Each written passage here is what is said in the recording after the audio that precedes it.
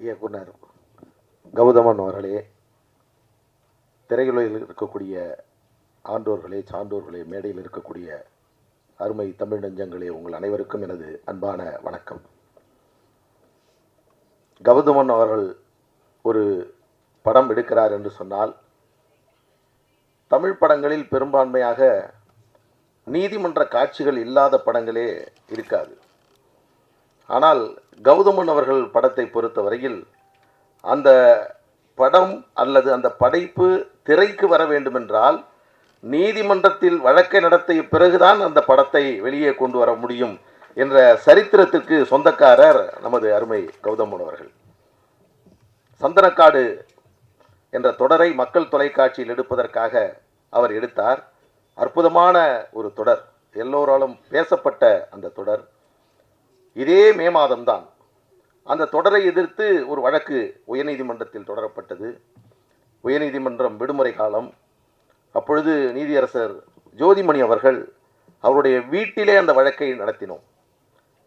அடுத்து மக்கள் தொலைக்காட்சியில் அது அடுத்த நாள் ஒளிபரப்பாக வேண்டும், அதற்கான ஏற்பாடுகள் எல்லாம் செய்திருந்த வேளையில் நீதியரசர் அவர்கள் அந்த வழக்கை நடத்தி இந்த சந்தனக்காடை வெளியிட தடை இல்லை என்ற அந்த உத்தரவை பிறப்பித்து அதற்கு பிறகுதான் அந்த சந்தனக்காடு மக்கள் தொலைக்காட்சியில் ஒளிபரப்பானது.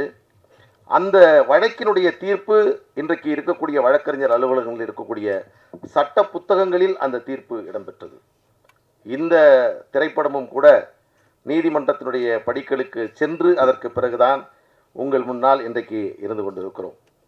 இந்த படத்தில் படையாண்ட மாவீரா என்று சொல்லுகின்ற பொழுது இங்கு இருக்கக்கூடிய எல்லோரையும் விட இந்த அரங்கத்தில் உங்கள் முன்னால் இது குறித்து ஓரிரு வார்த்தைகளை பேசுவதற்கு உரிமை உள்ளவன் என்ற அடிப்படையில் இந்த பெயரை சொன்னவுடன் எங்கள் உள்ளத்தில் வீரம் கொப்பளிக்கக்கூடிய வகையில் வாழ்ந்த ஒரு மனிதனுடைய அடையாளத்தை வெளியிடக்கூடிய ஒரு படமாக இது வெளிவந்திருப்பது என்பது எனக்கு பெரும் மகிழ்ச்சி அளிக்கிறது. இந்த படத்தின் கதாநாயகனாக அவருடைய வாழ்வியலை சித்தரிக்கக்கூடிய படமாக இது வருகிறது. இன்னொன்று பெருமகிழ்ச்சி, நெய்வேலியில் நடைபெற்ற போராட்டத்தை அடிப்படையாக அந்த போராட்டத்திற்கு தொடர்பான வழக்கு, விளைந்து நிற்கக்கூடிய விளை கதிர்களை அழிக்கக்கூடிய என்எல்சி நிறுவனத்தினுடைய அந்த செயலை கண்டித்து நீதிமன்றத்தில் வழக்கை தொடுத்து அதற்கான இழப்பீட்டை அன்றைக்கு பெற்றோம். அதற்காக பாட்டாளி மக்கள் கட்சியுடைய தலைவராக இருக்கக்கூடிய மரியாதைக்குரிய அன்புமணி ராமதாஸ் அவர்கள் நெய்வேலியில் ஒட்டுமொத்த விவசாயிகளையும் திரட்டி ஒரு போராட்டத்தை நடத்தினார். அமைதியான போராட்டம், அறவழியான போராட்டம். ஆனால் அது காவல்துறையினுடைய செயலால் அது வன்முறையாக மாறுகிறது.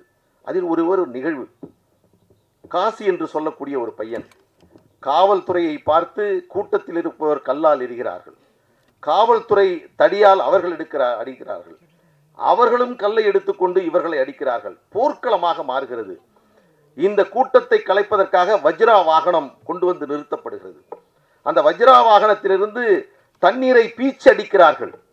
அதில் காசி என்று சொல்லக்கூடிய ஒரு தம்பி அந்த வஜ்ரா வாகனத்திலிருந்து வரக்கூடிய தண்ணீரை பார்த்து நேராக நின்று நீ அடி பார்த்து விடலாம் என்று நேரடியாக அந்த இடத்திலே நிற்கின்ற பொழுது போலீஸ்காரர்களே அதிர்ந்து போனார்கள். இவர்களை நம்ம ஒன்றும் பண்ண முடியாது போல என்று அவர்கள் அன்றைக்கு நினைத்தார்கள்.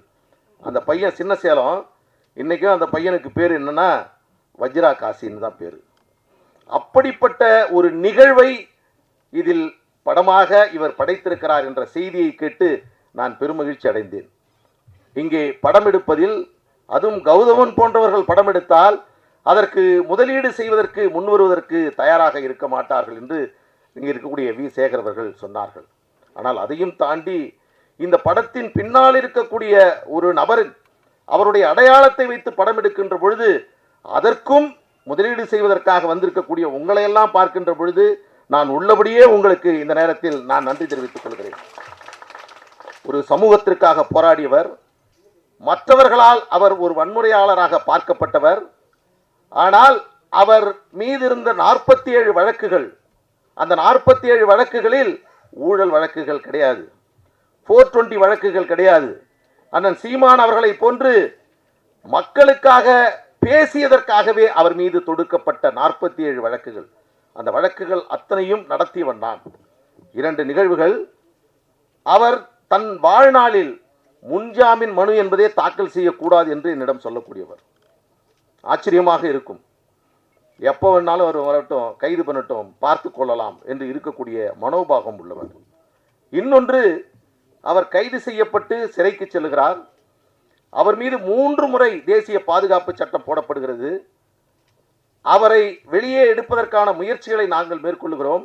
புழல் சிறை, திருச்சி மத்திய சிறை, ஒவ்வொரு வாரமும் சனிக்கிழமை அவரை சென்று சந்திப்போம். ஒரு வழக்கறிஞரிடம் எந்த கேள்வியை வேண்டுமானாலும் கட்சிக்காரர்கள் கேட்கலாம். ஆனால் ஒரே ஒரு கேள்வியை கேட்டால் வழக்கறிஞர்களுக்கு சொல்வதற்கு பதில் இருக்காது. அது என்னன்னா, என்னை எப்போ நீங்கள் வெளியில் எடுப்பீங்க என்று ஒரு கேள்வியை எந்த வக்கீல்கிட்ட வேணாலும் கேட்டு பாருங்க. எல்லாவற்றையும் சொல்வார்கள், இதற்கு பதில் சொல்லாமல் தப்பி விடுவார். ஆனால் மாவீரன் காடு வெட்டியார் என்று எங்களால் அழைக்கப்படக்கூடிய மாவீரன் குரு அவர்கள்தான் ஒரு வழக்கறிஞராக என்னிடம் சொல்வார், என்னை எப்ப எடுக்கிற என்ற கேள்வியை உங்களிடம் கேட்க மாட்டேன். ஒருவேளை நான் கேட்டு என்னை சமாதானப்படுத்துவதற்காக அடுத்த வாரம் நீங்க வெளியில வந்துருவீங்கன்னு சொல்லிட்டீங்கன்னா, அதற்கு அடுத்து ஒரு நாள் இரவு என்னால் ஜெயிலில் இருக்க முடியாது. எல்லோருக்குமே இது பொருந்தும். எனவே நான் எப்பொழுது வருகிறோனோ அதுவரையில் நான் என்னை எப்பொழுது எடுக்கிறாய் என்று நான் கேட்க மாட்டேன் என்று சொல்வார். அவர் பல வழக்குகள் விசித்திரமான வழக்குகளாக இருக்கும். ஒரு வழக்கு ஜெயங்கொண்டம் நீதிமன்றத்தில் வழக்கு. அவரை வழக்கு பதிவு செய்யப்பட்டு நீண்ட காலமாக இருந்த ஒரு வழக்கில் அவரை சிறைப்படுத்தி நீதிபதியின் முன்னாக நிறுத்துகிறார்கள். அதில் இருக்கக்கூடிய முதல் தகவல் அறிக்கையுடைய தகவலை நீதிபதி படித்து காட்டுகிறார். இதெல்லாம் நீங்கள் உண்மையாக பேசுனீங்களான்னு சொல்கிறார். அவர், நான் வக்கீல், இல்லைன்னு சொல்லுங்க அப்படின்னு பக்கத்தில் நின்று சொல்கிறேன். ஆமாம், நான் தான் பேசுனேங்க, அப்படி தாங்க பேசுனேன். இந்த பகுதியில் விவசாய விளைநிலங்களை அபகரிக்கக்கூடிய அரசினுடைய எந்த வாகனம் வந்தாலும் கொளுத்துவேன் என்று பேசினேன். இது அவர் சொன்னது. நீதிமன்றத்திலே சொன்னார். எனக்கு ரொம்ப கஷ்டமாக போயிடுச்சு. அப்பொழுது சொன்னார் நீதிபதியிடம், தனி ஒரு மனிதனுக்கு உணவில்லை என்றால் இந்த ஜகத்தினை அழித்திடுவோம் என்றான் பாரதி. ஏன் ஊரில் இருக்கக்கூடிய விவசாய நிலத்திலிருந்து விவசாயம் செய்து சாப்பிட்றதுக்கு வழி இல்லாமல் புதிய வீராண விரிவாக்க திட்டம் என்ற அடிப்படையில் இங்கே ஆழ்குழாய் அமைப்பதற்கான வாகனங்கள் வந்தால் அதை நான் அடித்து விரட்டுவேன் என்பதுதான் அவருடைய கருத்து. இது போராட்டமா, வன்முறையா அல்லது புரட்சியா என்பதை உங்களுடைய சிந்தனைக்கே நான் அன்போடு இந்த நேரத்திலே விட்டுவிடுகிறேன். இங்கே மிகப்பெரிய ஆளுமைகள் எல்லாம் இருக்கிறார்கள். நீதியரசர் கலையரசன் அவர்களை பார்த்த பொழுது நான் எனக்கு என்ன சம்மந்தமே இல்லாமல் வந்து உட்கார்ந்துருக்காருன்னு பார்த்தேன். அப்போதான் தெரிஞ்சது, ஒரு பாதுகாப்பாக வக்கீலையும் கூட்டுப்போம், வக்கீல் ஒழுங்காக நடத்தலைன்னா நீதிபதியும் கூட்டுப்போம், எப்படியாவது இந்த படத்தை கொண்டு வரணும் என்ற முடிவிலே இருக்கிறார். அண்ணன் சீமான் அவர்கள் வந்திருக்கிறார். இதை தாண்டி இந்த படத்தை தடைப்பதற்கும் நிறுத்துவதற்கும் எந்த சாத்தியமும் இல்லை என்பதை நாம் நன்றாக உணர்கிறோம். இங்கு இருக்கக்கூடிய அனைவருக்கும் பல்வேறு அடையாளங்கள் இருந்தாலும் அரசியல் ரீதியாக பல்வேறு செய்திகளை நமது வி. சேகர் அவர்கள் சொன்னார்கள். அதற்குள் நான் செல்ல விரும்பவில்லை. ஆனால் நாம் எல்லோரையும் இணைக்கக்கூடிய தமிழன் என்ற உணர்வோடு தான் இந்த அரங்கத்தில் இருக்கக்கூடிய அத்தனை பேரும் இருக்கிறோம் என்ற அந்த மனநிறைவோடு கௌதம் எடுக்கக்கூடிய எல்லா முயற்சிகளுக்கும் நாங்கள் துணையாக இருப்போம். வழக்கறிஞராகவும் அவருடைய படைப்புகளினுடைய ஒரு விருப்பமுடைய ஒரு நேசனாகவும் அவருக்காக நாங்கள் துணையாக நிற்போம். இந்த மாவீரன், படையாண்ட மாவீரன் என்ற படம் தமிழ் திரையுலகில் மிகப்பெரிய புகழ்பெற்ற ஒரு படமாக எதிர்காலத்தில் உருவாக வேண்டும் என்ற எனது அன்பார்ந்த வாழ்த்துக்களை கூறி விடைபெறுகிறேன். நன்றி, வணக்கம்.